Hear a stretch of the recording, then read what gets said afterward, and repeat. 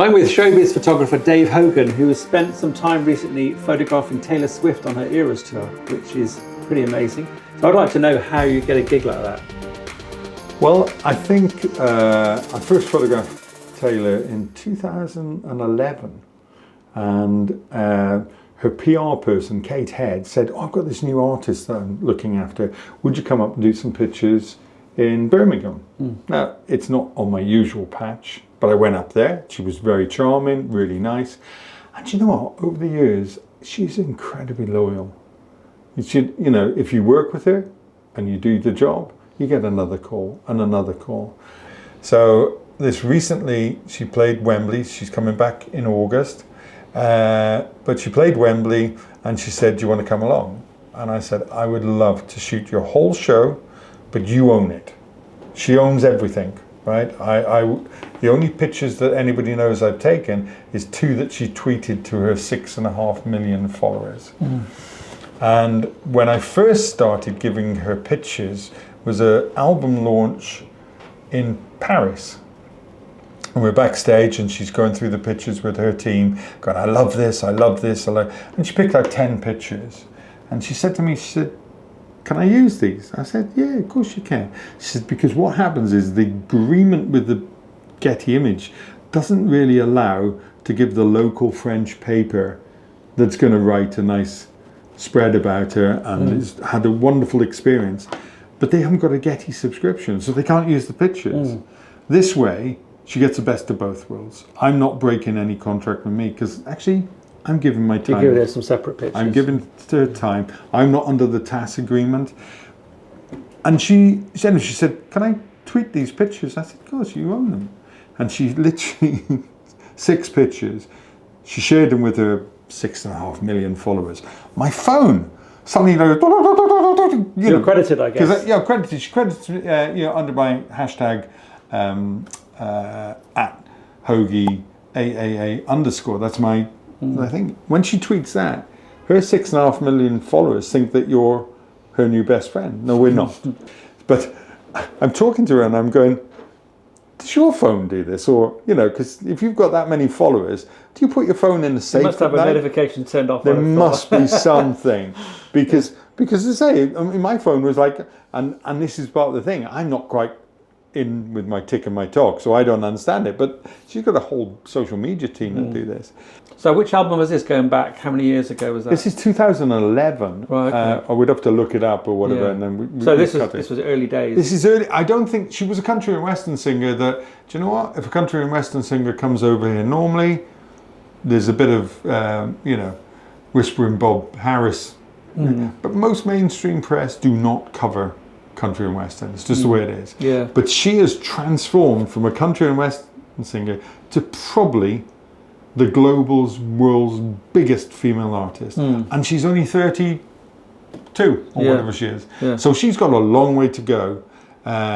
She reinvents herself, but with style, and she's obviously had some issues with her management company. She even sorts that out and re-records recordings, and you think, do you know what? She switched on. She switched on. Yeah. But most importantly, she's a nice person. And that, to me, I see them come, I see them go, but to witness her interaction with her fans, these aren't paid for meet and greets.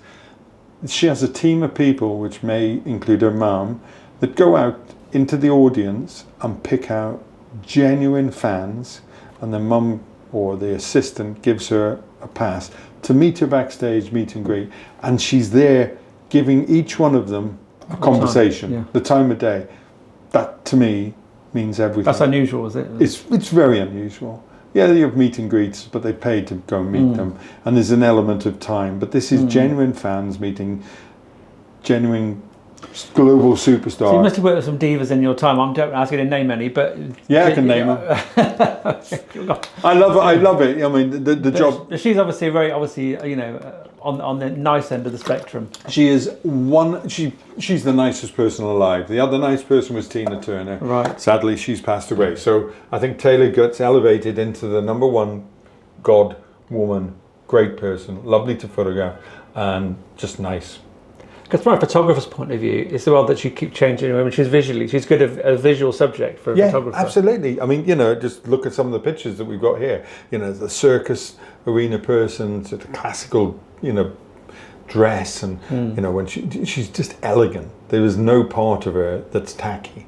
So what's the challenge of you're photographing Taylor Swift? You're on stage at Wembley. You're on stage and backstage and everywhere, aren't you? Yeah. You've got full access. What are the challenges in that situation? What kind of shots do you get? Well, one of the pictures I'm really proud of is you know, she is a pinprick in there, but you've got to show the vastness of Wembley with 90,000 people, all screaming, all, you know. She doesn't stand still, so she's running up and down the runway, and it's fantastic. And then the set of pictures that, you know, will never go anywhere, they've just gone to Taylor, she's tweeted 2 of them, was when her boyfriend walked on stage. Nobody knew. Even the management didn't really know. They'd probably rehearsed it, but it was gonna, let's see how it feels on the day. And that moment, I'm taking these pictures and something's registered. I know that guy, but I'm not used to seeing him in a tuxedo with a top hat. I'm used to seeing him in, you know, football gear or maybe a baseball cap. But anyway, I'm photographing, and he's obviously not my thought that I'm thinking. Primary focus. But somewhere in its log going, I think that may be the boyfriend. But you don't sit, you just carry on shooting. And on this particular show at Wembley, I had my assistant Jeremy with me, Jeremy O'Donnell. And he always says, please, can you take it up to 20 frames a second? Which, you know, sometimes I have to get other people to do it because I'm used to doing bursts. But when you do bursts and it's gone 20 frames, 20 frames, 20 frames, it's like, you know, dial it down a bit. That's the guy editing your pictures, isn't he? He's got to go through them all. He's got to go through them all. So he's got downloaded, because on this one, because it's going to Taylor, I shoot JPEGs and RAWs. Normally I just shoot JPEGs for convenience. I have my 5G dongle, which is plugged into the camera, into my, and I'm quickly looking through the back of the camera. Yeah, boom, press the button. Yes, 30 seconds later, it's gone. It's on the desk. This was a different thing. I didn't need to edit. It's all going to Taylor. That's what I said, and you know, I've done it. That's all I've done. I've given her a set for her, and I actually thought this is one of the best set of pictures I've ever shot of an artist. It's just so energetic, so much this. So what we've actually done is I've actually done a book just for her and her man as a memory. I will never ask to syndicate these pictures because that's not how I was in there and that.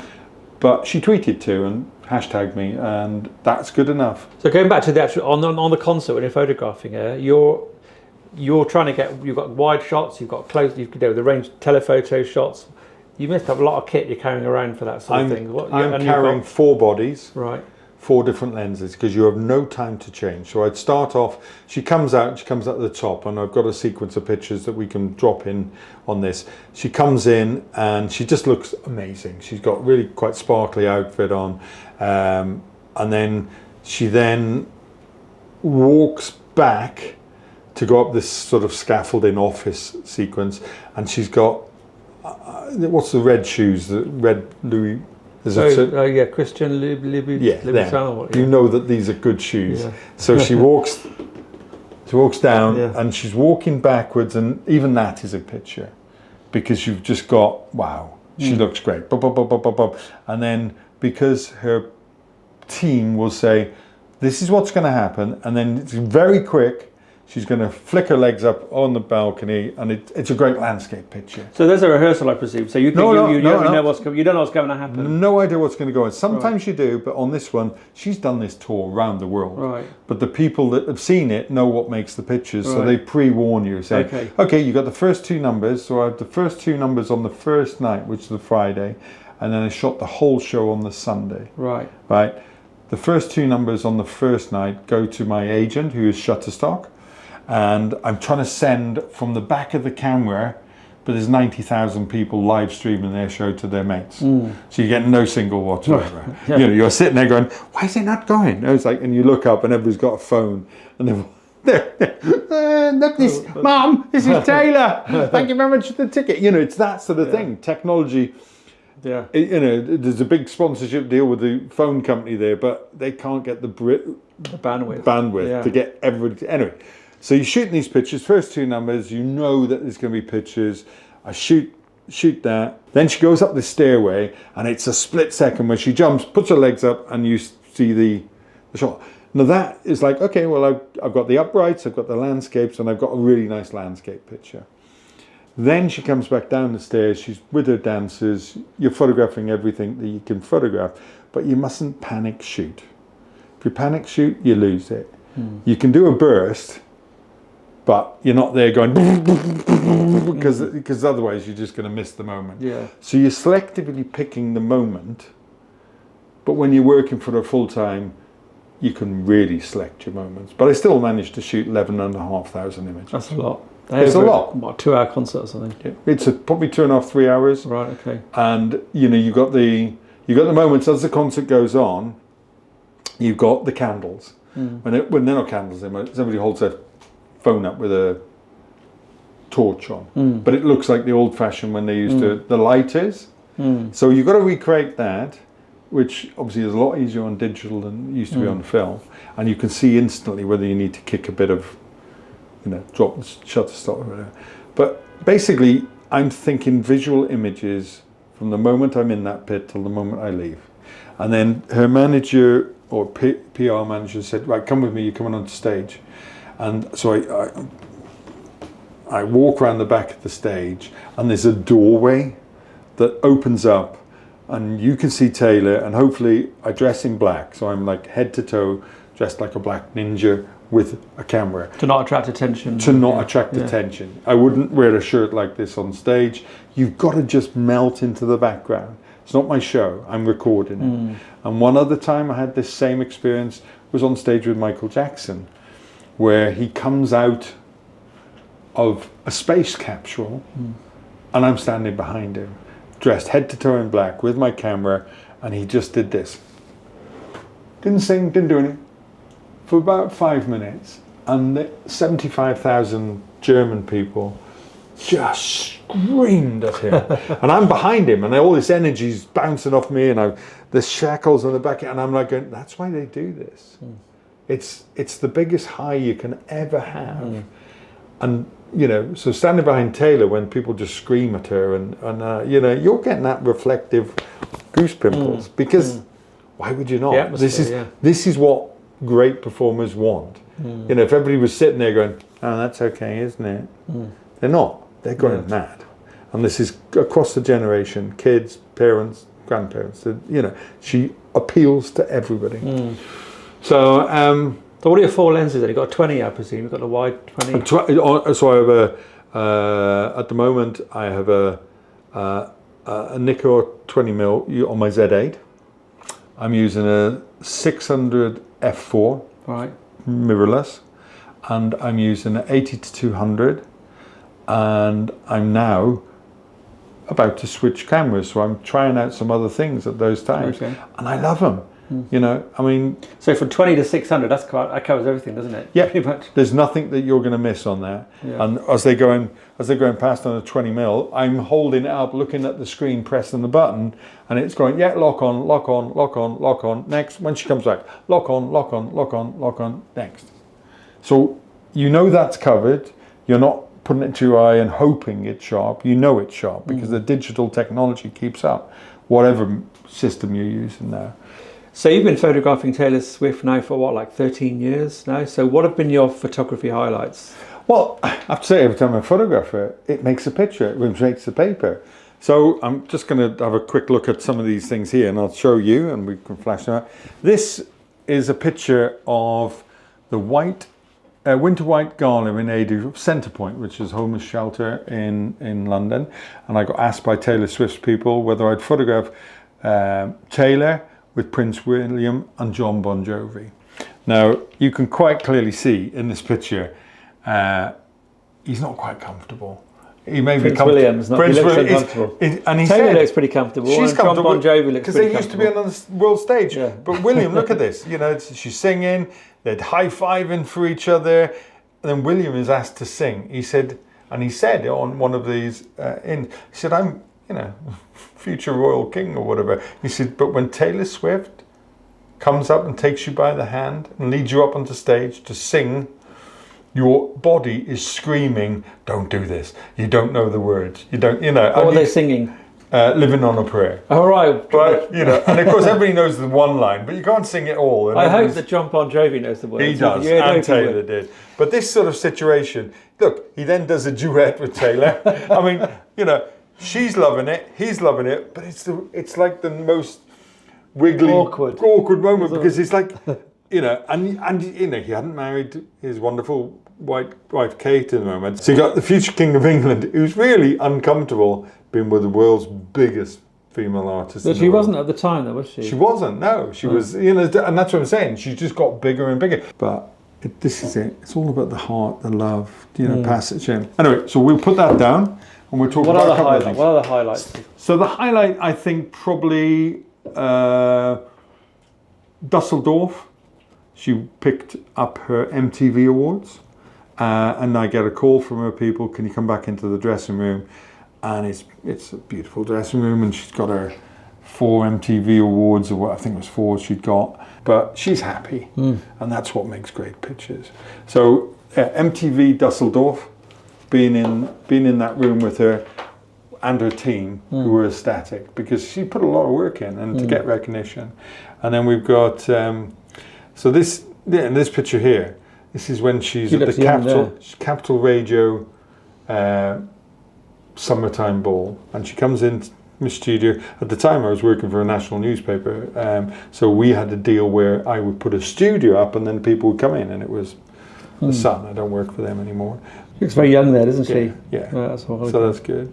You know, and sense, a dress sense, when she first came over, it was a country and western sort of appeal. It then transforms into you know, when the red phase, the red microphone, the number 13. And so it's all those little details that make great pictures, because you think, you know, look, this is her at an MTV word, she's on a cable being suspended by a balloon. She probably wouldn't do that now, insurance-wise, but then, you know, it's like, hey, it's a great way of doing it. She always got a guitar, different guitars, but the red guitar jumps out. The lighting with these kind of gigs, it's very up and down, isn't it? It's all over the place. So you've got to be. Are you on auto ISO? Or are you shooting on a high ISO?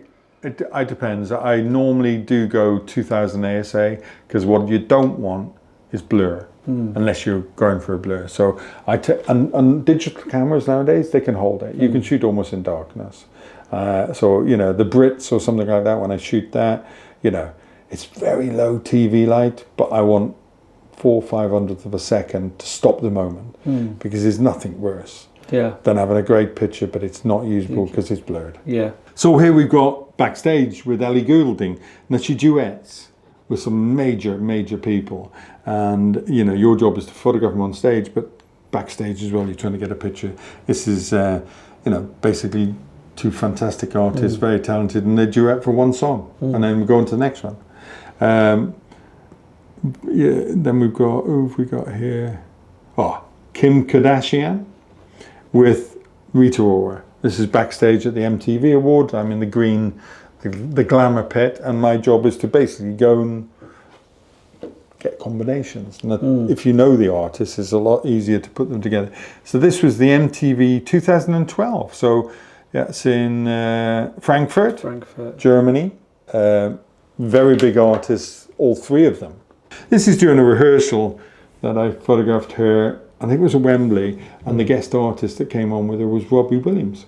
Oh, really? Yeah. So, you know, you're there, and I've got actually have to show you one of the pictures, which is really quite funny, because obviously doing this, and I'm in Wembley Stadium.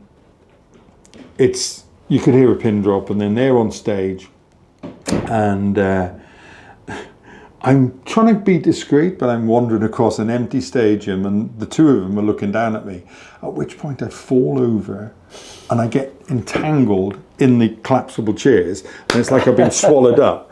And I was like, don't make a fuss, Dave, just do it. So I've fallen face down, the chairs have swallowed me up, and then I'm like, don't make a fuss, don't make a fuss. I look up, and both Taylor and Robbie had stopped.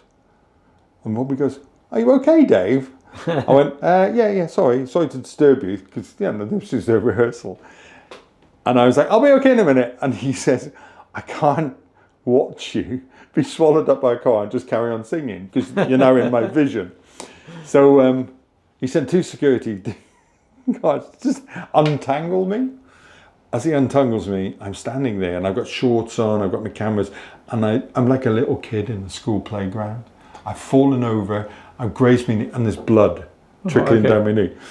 And he said, you sure you're okay, Dave? And I went, yeah, I'm okay. He said, why is your leg bleeding? And I've been busted. And okay, well, that's great. Well, that's a fascinating glimpse into the life. And you photographed pretty much everybody, haven't you? And you just dropped Michael Jackson in like it was nothing. Well, Michael Jackson bought my Porsche back in '82. He bought your Porsche? He did, yes.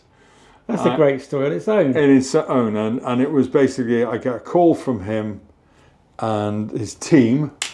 And first time I photographed him was with Paul McCartney, Linda McCartney, and he was picking an award up for Barbra Streisand because he couldn't be there.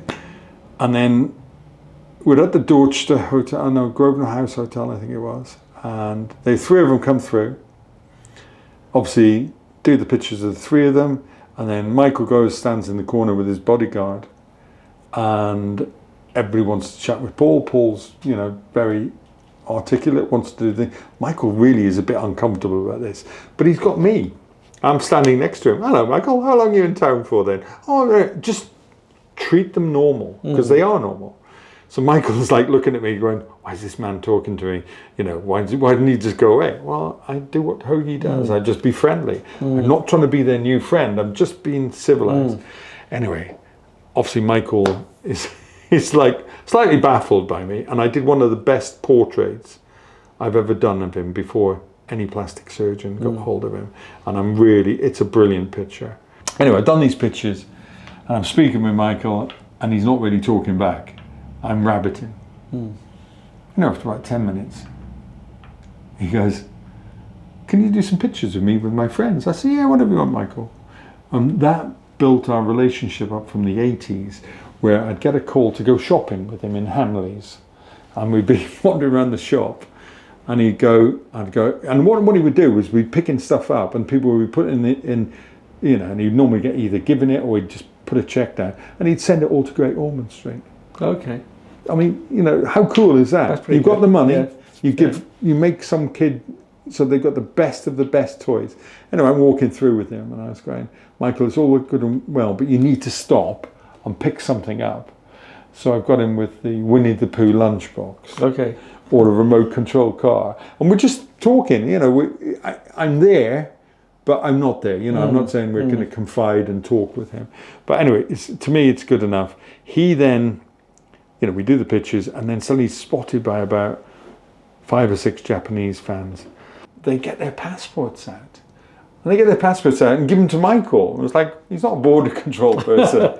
But they all get the thing. And Michael starts signing his name, Michael Jackson. Passports. So I'm thinking, next time they come through customs, they're going to go, why have you got Michael Jackson's signature? I guess they got a few blank pages in your official document. Yeah. And I always think of these moments where you're in the situation, what would you do?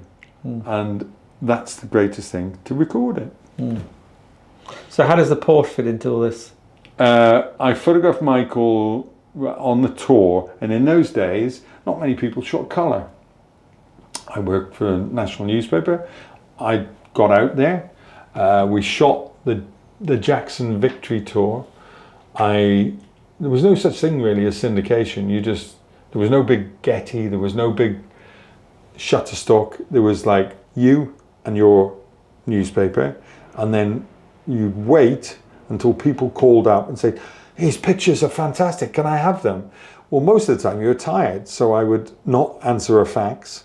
I wouldn't, that was the way you did it. And I used to get the situation where you'd have a great set of pictures and the Australians would outbid each other because they thought you were dealing with their rival opposition. So you'd go to bed and there'd be a fax saying, oh, we love these pictures, Dave, we'll give you £5,000. And then I'd be tired, and I say, I don't do this for the money. I go to bed and there'd be a fax from the opposition saying, you sell them to the opposition? I said, no, I'm just lazy, I'm tired. And then they'd offer you 10,000. Right. I mean, so the more you slept, the more you earned. Right, okay. That doesn't happen nowadays because the internet, it's just gone instantly. Yeah. But many a time I went to bed and woke up in the morning with double the better offer that I hadn't asked for. But by ignoring it, you got offered the money. So that's why I bought my Porsche. I see, okay. With the money used from not getting out of bed. Oh, the pictures of so Michael Jackson didn't buy your Porsche. He didn't buy it personally. The pictures of him and the relationships of it, I went in and bought a Porsche cash. Right. Because I was working with him, and in those days you could sell pictures. You know, people would say, "What do you want?" I was like, "I've got a tax bill to pay. Offer me the most money, and I'll be." And I was sort of saying, Michael bought my Porsche because he was probably the most sellable person in the world at that moment. Well, that's been fascinating. Thanks for your time. You've got so many stories. We could sit here all day, I'm sure, and listen to your anecdotes. But we're going to run out of time. I could waffle on. And our memory card's going to fill up, so we're going to have to stop at this point. So thank you very much for your time. I hope you enjoyed this and found it interesting. Are you a Taylor fan? How did you enjoy this video? Tell us what you think in the comments below. And join us for our next video. And don't forget to like and subscribe. Thanks a lot.